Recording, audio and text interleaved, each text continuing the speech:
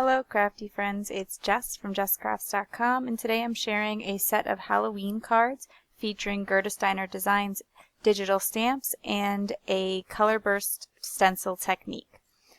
With the color burst, I find that it is super important to add a little bit of tacky adhesive to your stencil. I showed this same technique earlier this week, and I was going to show it again just because this is for a Halloween card, and I know that sometimes people are watching for just holiday cards, and so they might not have seen the other video, and also just to show you how well it works even on a super intricate stencil like this.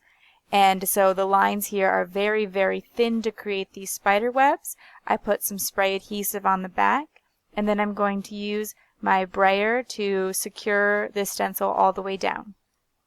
It is still possible for a little bit of the color burst to leak underneath the stencil, but not very much in my experience. It does stay pretty white under where the stencil is. And so I have the original colors of Color Burst. These were the ones that I was originally borrowing from my sister, but I have since invested in because I really like them. The lemon yellow, crimson, and the orange.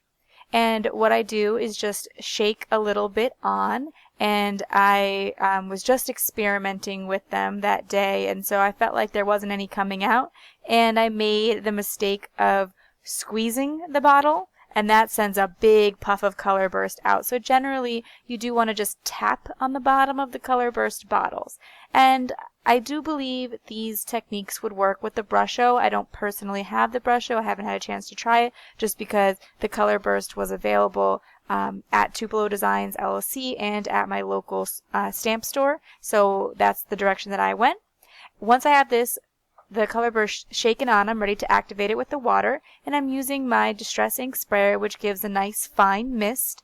And what I'm doing is spraying from several different directions because the color burst will be pushed out and move the way the water is flowing. And since I want to make sure that everything's flowing in different directions and that I get a good coverage, I just want to send the color burst in every direction by spraying from the bottom and the top. And if you are finding that you want the color to flow even more and be more saturated, my suggestion would be to use a sprayer that doesn't have so much of a fine mist but more of a squirt. Once I had the color activated and going, I took another piece of watercolor paper and I laid it right on top and then used the brayer to roll that piece into the stencil to see what impression I would get. It's a lot less of a clear impression. You get the insides of some of the spider webs, but if you have that watercolor already sitting on there, you might as well take advantage. And then I tried for a third impression and felt like it wasn't quite as good, but I did want to just show you what that looked like in case you were interested, and you could use that one, of course, as well. Now, before I take the stencil off, I completely let it air dry. I find that that is key to getting those intricate lines. If you try to pull off the stencil while it's wet, you're going to get a lot more seeping into those areas that are supposed to be white. So, like I said, I'm using some Gerda Steiner digital stamps, and this is a Halloween stamp set, but it's a digital set, and so you get all 5 of those images for the low price of $2.50, which is a pretty good deal on digital stamps, especially to get so many. But what's super cool is there's just that plain witch's hat, and as you see, I printed it really small and colored it up, and now I could put it on top of most of the critters from the clear stamp sets. So you can turn these regular stamp sets into Halloween stamp sets just with the small investment of this digital stamp. Also, because it's a digital stamp, you could flip it, and so that would make the tail of the hat face in either direction and maybe match up with your critter better. As I kind of think that sometimes the critters look better with the hat facing the other direction. You see the owl has it one way and the cat has it another. You could do the same thing just by doing the flip feature inside of your photo editing program. It's a pretty simple one. You wouldn't need any fancy software for that. So I wanted to show the Copic coloring of these digital images because people have requested to see a little bit more Copic coloring and to give some details with it. And these are fairly large images. I chose to print them fairly large so they would be easy to color and easy to practice on. And I'm also going to fussy cut them, and so that means I can color outside the lines. I do recommend that when you haven't had a lot of experience with coloring, you're just kind of trying to learn. If you don't restrict yourself to coloring inside the lines, it might make it a little bit easier for you. So I'm using the E33, 35, 37 within the E77 for the darkest highlight.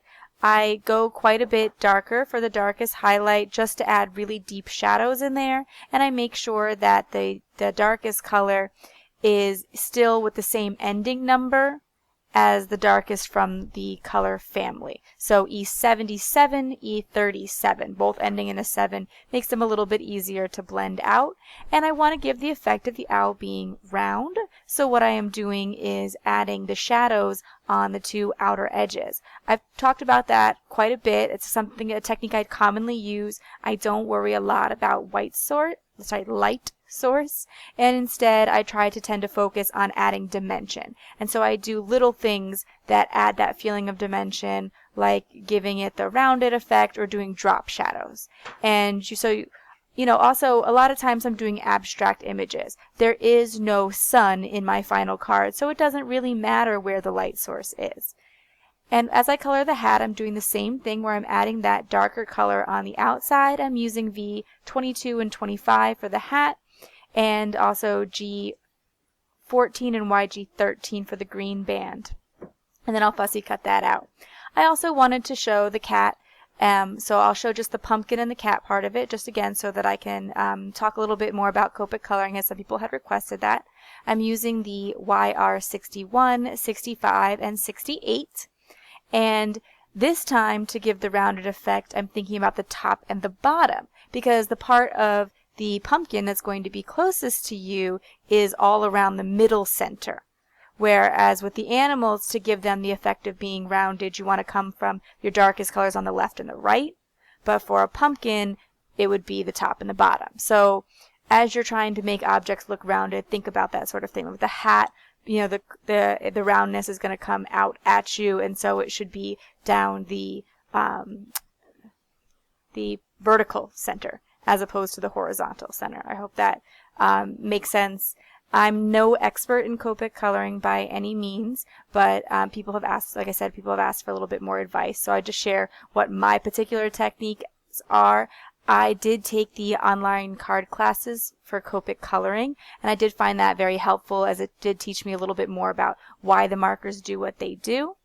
And I am coloring on Georgia Pacific 110-pound cardstock that I picked up at Walmart because that goes through my printer easier.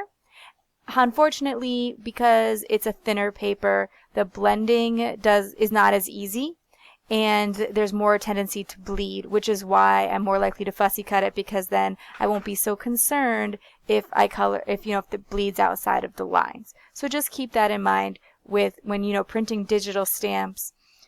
You might have to use a thinner cardstock, but that also your Copic markers will act a little bit different. In terms of coloring critters black, I tend to use the W markers, as I like that warmth that it adds, because they are the warm grays. And I have some C's though, which are the cool grays, because there are a couple critters out there that it works for, and also I like it for things like snow and clouds. And so once I have all of them colored up and cut out, I'm just going to pop them up on foam tape and add this simple Happy Halloween sentiment, which is from a clear stamp set from Gerda Steiner as well. So obviously you could add any sentiment you wanted, but I wanted to keep it simple, really show off that background and my Copic coloring. So I just stamped the sentiment directly on, mat it on some black cardstock, and that's going to be it for both of my cards today. If you like this video, please give it a thumbs up. If you're interested in more crafting tutorials, including work with stencils and backgrounds, digital stamps, Copic coloring, and more Halloween cards are on the way, as well as Christmas cards will be starting soon. And please consider subscribing to my channel if you're not already. I will leave you links to Gerda's site so that you can head over and check out the digital and clear stamps. Thanks for watching. Bye.